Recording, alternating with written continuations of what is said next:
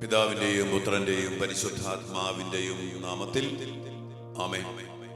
കർത്താവേ, ഈ പ്രഭാതത്തില് അങ്ങയുടെ മക്കളായ ഞങ്ങളെ വലിയ സ്നേഹത്തോടെ അങ്ങയുടെ നാമത്തിൽ ഒരുമിച്ച് കൂടുവാനും അങ്ങേ തിരുസന്നിധിയിൽ പ്രാർത്ഥിക്കുവാനും ഈ പ്രാർത്ഥനയിലൂടെ അതിസ്വാഭാവികമായ കൃപകളും സ്വർഗത്തിന്റെ ഇടപെടലും അമ്മയുടെ സാന്നിധ്യവും ശക്തമായ കൃപയും നിറയപ്പെടുവാൻ അങ്ങ് ഞങ്ങൾക്ക് നൽകിയിരിക്കുന്നതിനെ ഓർത്ത് ഞങ്ങൾ അങ്ങേക്ക് നന്ദി പറയുന്നു.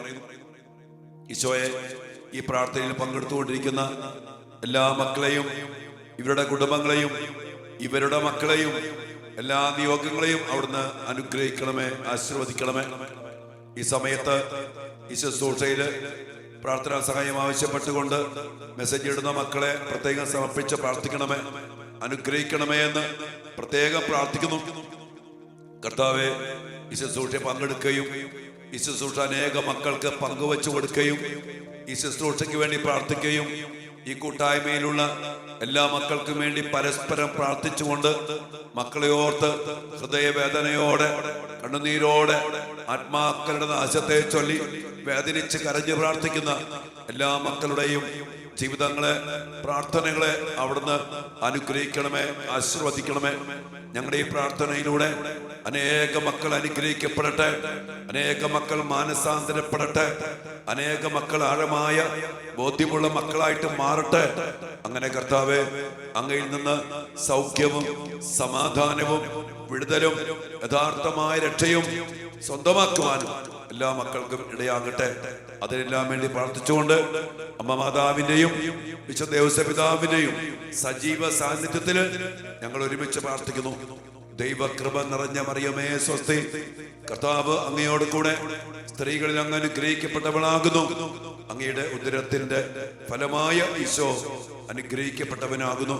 പരിശുദ്ധ മറിയമേ, തമ്പുരാന്റെ അമ്മേ, പാപികളായ ഞങ്ങൾക്ക് വേണ്ടി ഇപ്പോഴും ഞങ്ങളുടെ മരണസമയത്തും തമ്പുരാനോട് അപേക്ഷിക്കണമേ.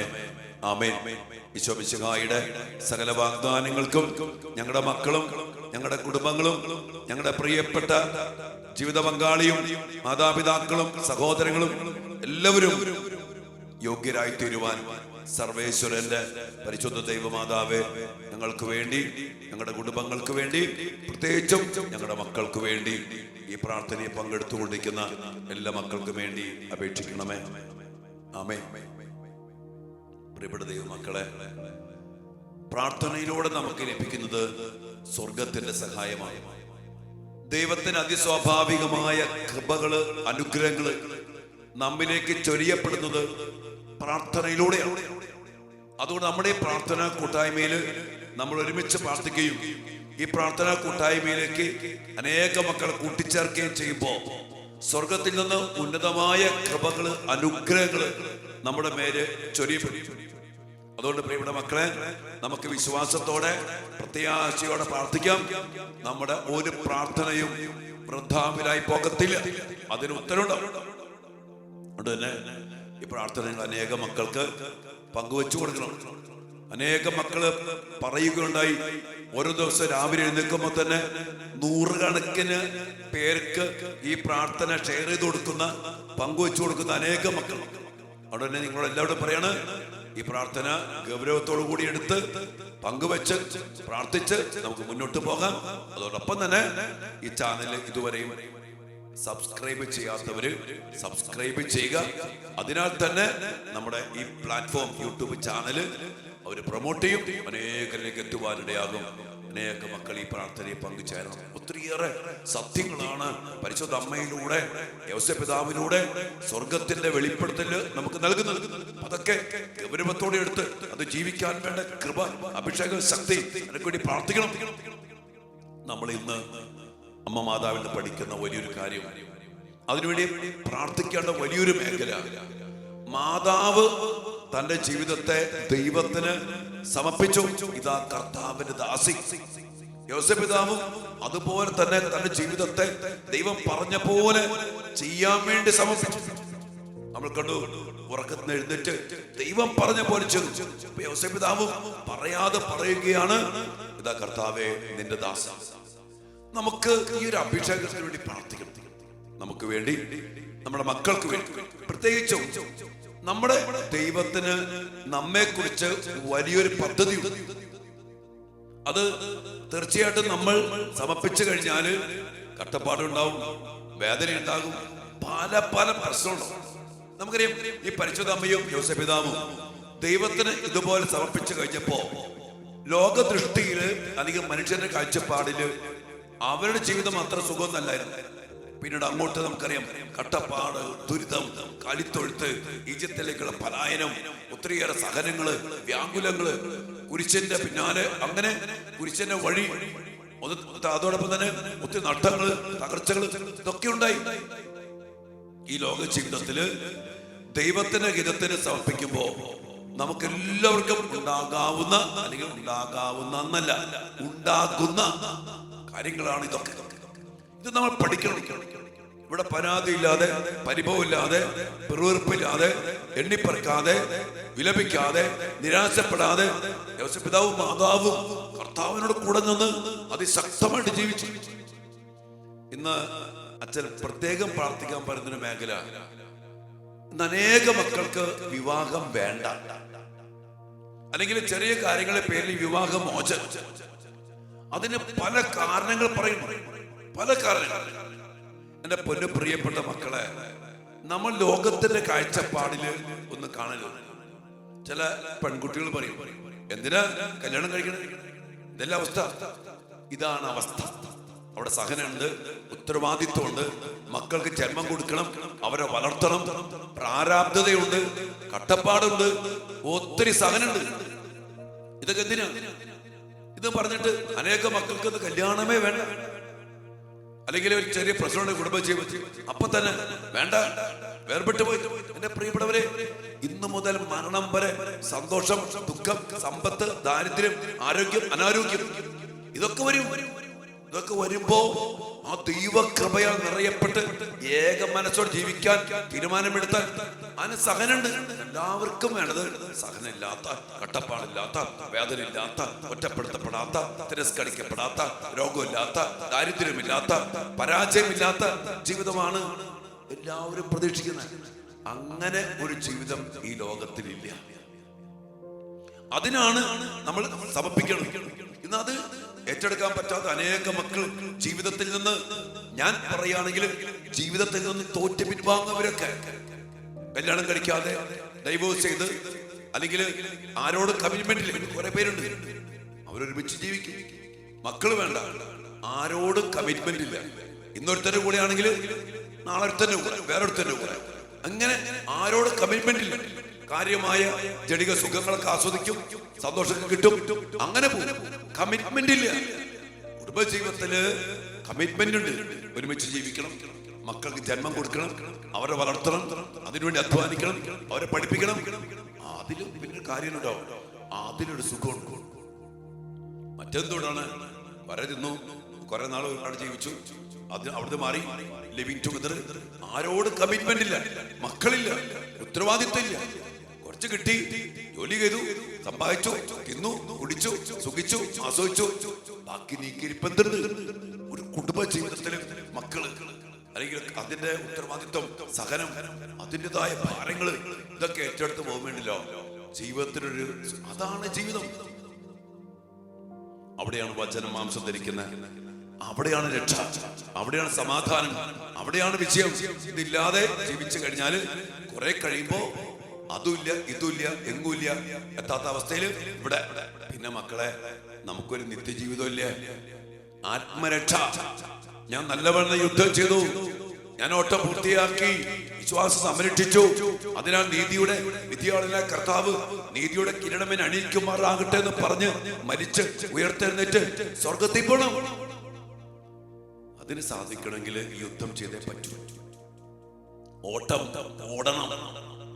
ഓട്ടം പൂർത്തിയാക്കണമെങ്കിൽ ലക്ഷ്യമുണ്ട്, അവിടെ എത്തണമെങ്കിൽ അധ്വാനിച്ച്, ഡിസിപ്ലിൻ, എക്സർസൈസ്, അതിനുള്ള മസിൽ പവർ, അതിനുള്ള ആരോഗ്യം, അതിനുള്ള ശക്തി എല്ലാം വേണം. അല്ലാണ്ടൊന്നും ഒരു ഓട്ടം പൂർത്തിയാക്കാൻ പറ്റൂല. ഇടയ്ക്ക് വെച്ച് വീണു അനേക മക്കൾ ജീവിതത്തിൽ എത്തിച്ചേരേണ്ട ഉന്നമുണ്ട്, ഉന്നം മറന്നൊരു പോക്ക് എന്നൊക്കെ പറഞ്ഞ മാതിരി ഒരു ഉന്നമില്ല, ഒരു ലക്ഷ്യമില്ല. ഇന്നുണ്ട്, അത് തിന്നു കുടിച്ചു ചാർവാക പോലെ തിന്നു കുടിച്ച് make pleasure, make merry, enjoy, ജീവിക്കുക. അതുകൊണ്ട് ജീവിതത്തിൽ നടത്തോണ്ടോ? ഇവിടെയാണ് മാതാവിനെയോ പിതാവിനെ നമ്മൾ പഠിക്കണം. അതുകൊണ്ട് പ്രിയപ്പെട്ട മക്കളെ, ഞാനിത് പറയുമ്പോ ഈ മേഖലയ്ക്ക് വേണ്ടി നമ്മൾ പ്രത്യേകം പ്രാർത്ഥിക്കണം. അനേക മക്കൾ വിവാഹം വേണ്ട, ഒരു ജീവിതം വേണ്ട, അനി മക്കൾ വേണ്ട. നമ്മുടെ കുടുംബത്തിൽ എന്താ പറ്റുന്ന? മക്കളില്ല. 1, 1.5, 2 ഇത്രയൊക്കെ ഉള്ളൂ.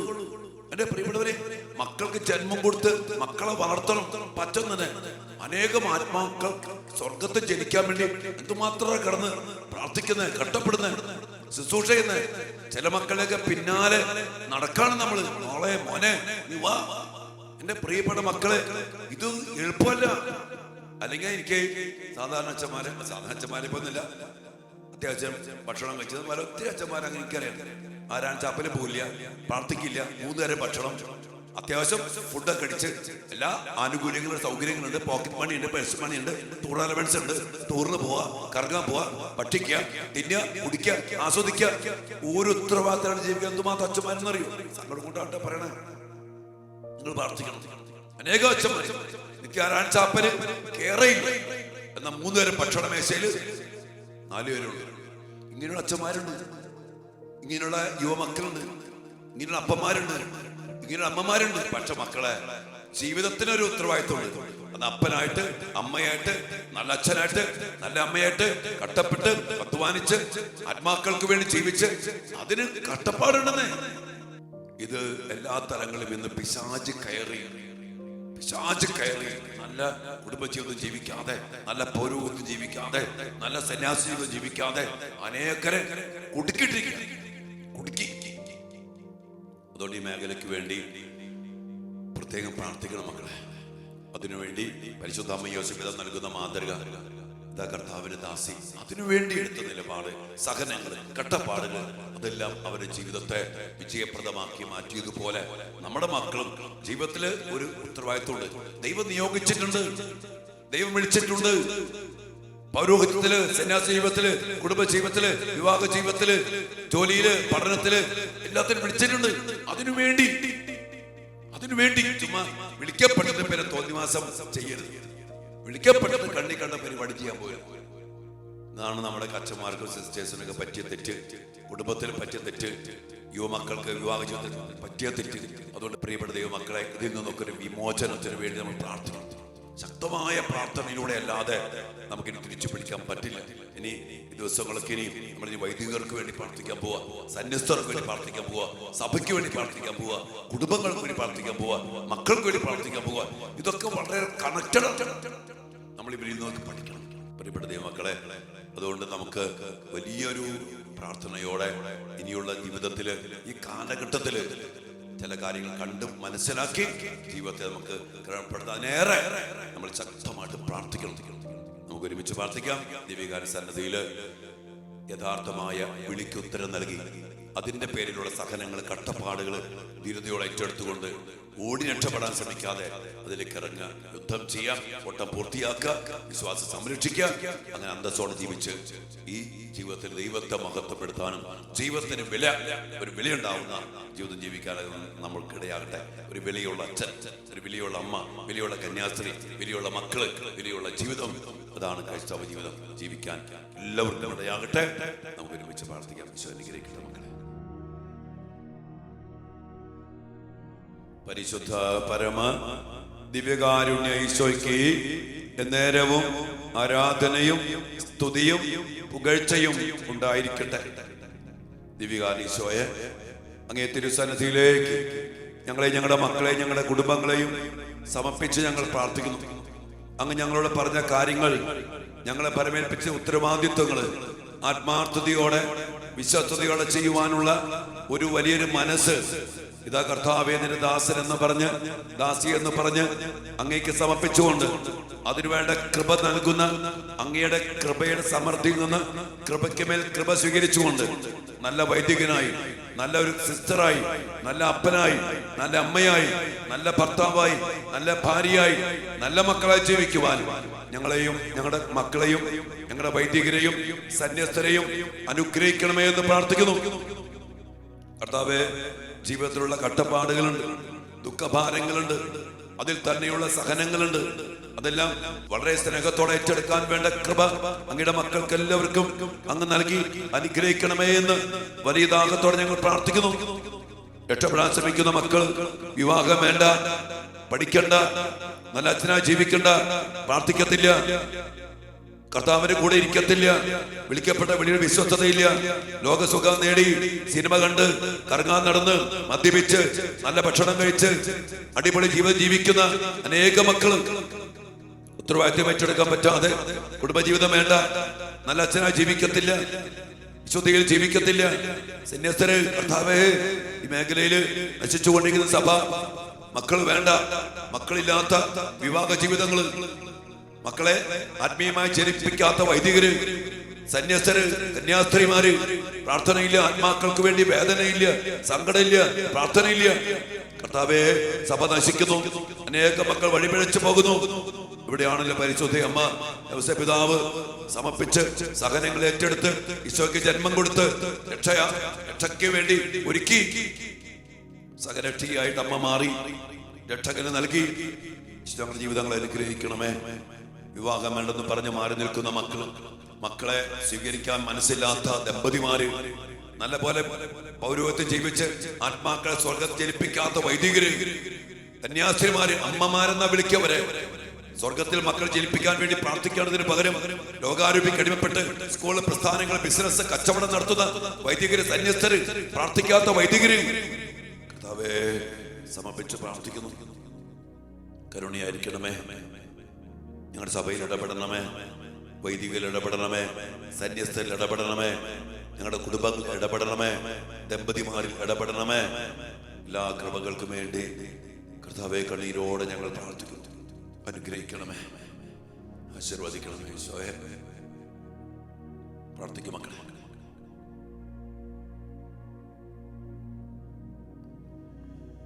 പരിശുദ്ധ ശരീരത്താലും വിലയേറിയ രക്തത്താലും പാപത്തിൻ കറകളിൽ നിന്നും മർത്യനു നീ മോചനമേകി സകലേശാ ദിവ്യ കടാക്ഷം തൂകണമേ വത്സല സുതരിൽ നിർമ്മലരായി ജീവിച്ചിടുവാൻ ചിന്തണമേ ദിവ്യവരങ്ങൾ. നമ്മുടെ മക്കളെ ഏൽപ്പിക്കപ്പെട്ട ഉത്തരവാദിത്തങ്ങൾ പഠിക്കേണ്ട സമയത്ത് പഠിക്കാൻ, വിശുദ്ധിയിൽ ജീവിക്കാൻ, വേണ്ടാത്ത സ്നേഹബന്ധങ്ങളുടെ പിന്നാലെ പോകാതെ കൃപയിൽ ജീവിക്കാൻ, വിവാഹ ജീവിതത്തിലേക്ക് പ്രവേശിക്കാൻ, മക്കൾക്ക് ജന്മം കൊടുക്കാൻ, വൈദികർ നല്ല വൈദികരായി ജീവിക്കാൻ, കന്യാസ്ത്രീമാർ നല്ല അമ്മമാരായിട്ട് ആത്മാക്കൾക്ക് വേണ്ടി പ്രാർത്ഥിക്കാൻ, അങ്ങനെ കുടുംബങ്ങള് മക്കള് രക്ഷപ്രാപിക്കാൻ ഇടയാകണം. അതിനുവേണ്ട വലിയ അഭിഷേകത്തിന് വേണ്ടി കണ്ണീരോടെ ഇരു കരങ്ങളും യാചനാപൂർവ്വം ഈശോയുടെ നേരെ നീട്ടിപ്പിടിച്ചുകൊണ്ട് ആ വലിയ കൃപയ്ക്കായി പ്രാർത്ഥിച്ചേ. Hallelujah, hallelujah, hallelujah. യേശുവേ